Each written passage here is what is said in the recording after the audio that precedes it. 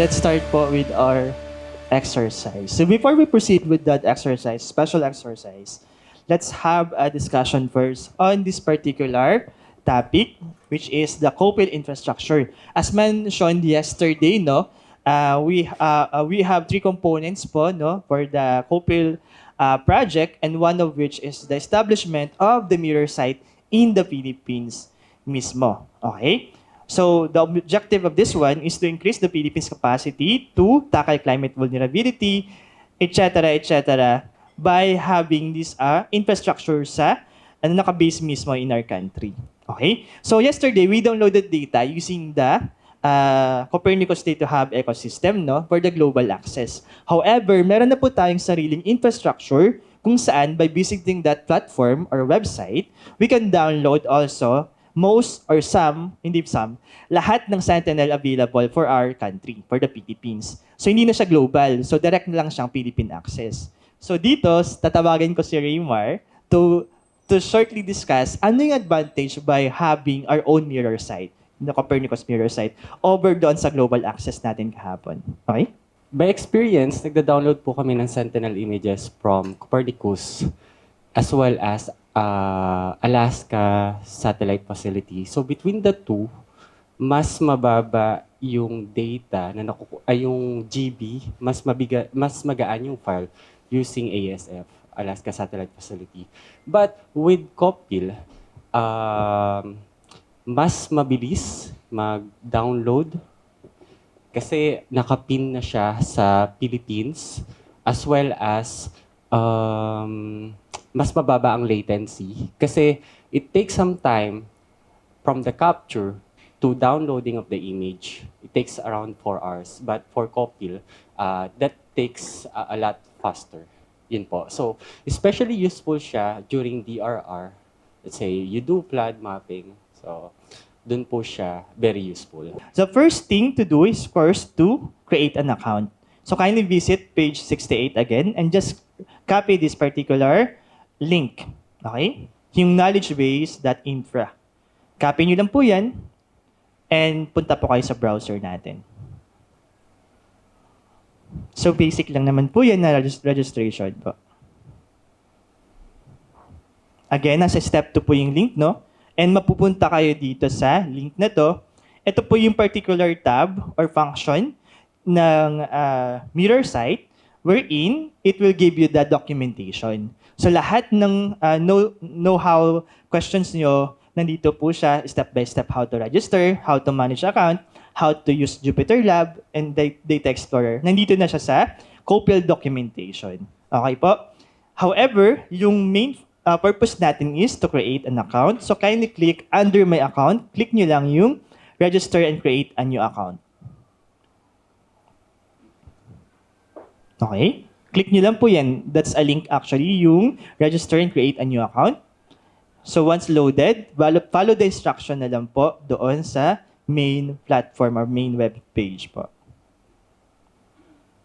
So maraming options dyan. You can choose yung una, yung register and create new account on COPIL. Meron dyan na step. Click nyo lang po yun. So wala po tayong detailed information kasi basic lang naman po yung ating instruction na nasa screen na po mismo.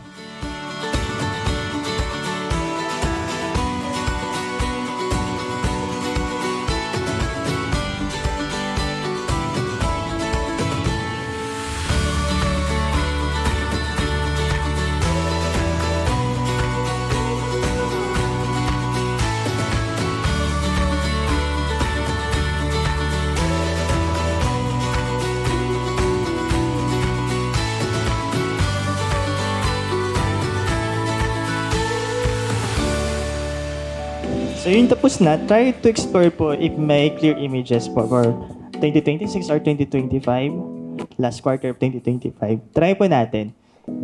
So for the platform, you can choose po both A and B kasi flight units lang naman yan. For the product type, of course, 2A. So yan po ay maglalabas kapag na-click po itong extend button, no, yung sa arrow sa right ng Sentinel-2. You can select both platforms and the 2A product type. Then of course, do not forget to change your date here. So you can try po without, kahit hindi po itong ginagawa ko, you can try po to input your desired time range or date range. By day, no? Day, month, year. Yung kanyang convention. So you can try po loading, selecting 1 year gap or 1 year or 1 month lang or baka walang image pag gano'n. Like 3 months, you can set that po. It's up to you. So once you're done with the settings, just click search and the number of output bands will be shown. Ay, wait lang. No results dito. Check ko lang.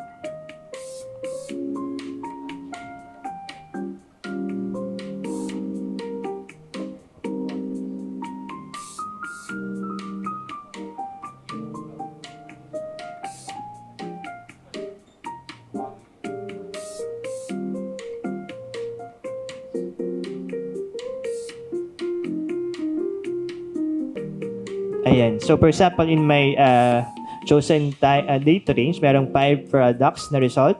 Para makita, click nyo lang yung browse products. Ilalabas nyo yun. Ipapakita na yung result. Again, hindi automatic ilalabas to. Ipapakita nyo muna yung summary kung ilan yung how many bands are present or available within your chosen date range. And similar yesterday, you can choose the best or the image with the least cloud cover. Okay, at least if there's available image for that. Okay, so I tried lang looking for the same data set that we searched earlier or yesterday, yung January 18. So I tried if we can also find that particular data using this Copil Infra mirror site. So kita naman dito, no? We have this similar data, January 18. Okay, so nakita siya dito, nakita rin siya sa global open data space ecosystem. So to visualize po, you can click product details. For example, if may napili na kayong data or thumbnail, click product details. So it will give you the summary of the statistics, okay, including the instrument, the cloud cover percentage, etc. Like the platform, the pricing level, and of course, some tile ID. Cloudy po. If cloudy po, you should extend your duration or move your time range. Pwedeng earlier, later, yan. Anything naman na gusto natin. So we can do 1 year, 1 year. 1 year pwede naman, 3 months. In my sample lang, I tried lang to look for the same image na na-download kahapon just to check that the data available doon sa ating data space is also available in the mirror site. And yes, it is available also. But for your examples, you can try looking for clear images over your desired municipality, SUCs, or any project sites ninyo.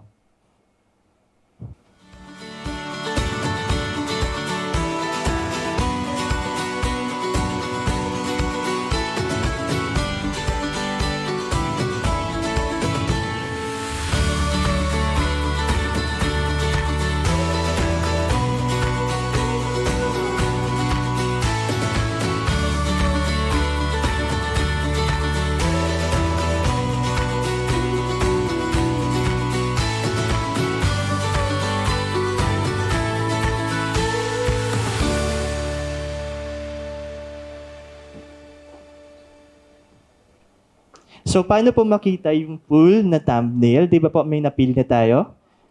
Yes. Pero ito, parang ano lang siya, no? Parang portion lang siya of your thumbnail. So, I think for ano pa siya, future function ng platform. Pero for now, we can do open image and new tab na lang. Tapos automatic mada-download and open nyo po yung mada-download na JPEG. Open, right-click po doon sa image mismo. Open image and new tab. Ayan, mada-download po yan. Click nyo lang po yun. Ayan. Again, that's not the full image, no? Thumbnail lang siya para makita yung buo na thumbnail for your site. So if you want to check if talagang clear doon sa specific area, you can do that. Again, right-click, open image and new tab. So, yung gawin po natin for the screenshot for our outputs, ito lang po, ipakita po natin dito.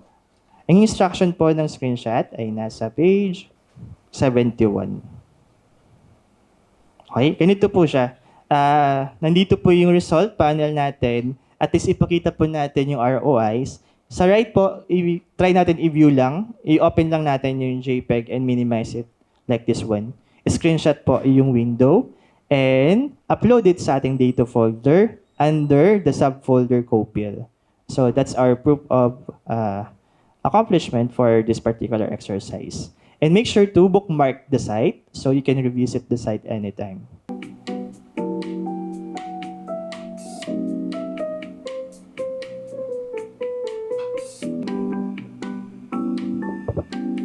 So wait lang po natin yung iba, no? Meron na tayong 12 outputs or screenshots uploaded. So let's wait for the other two uploaders po. Thank you.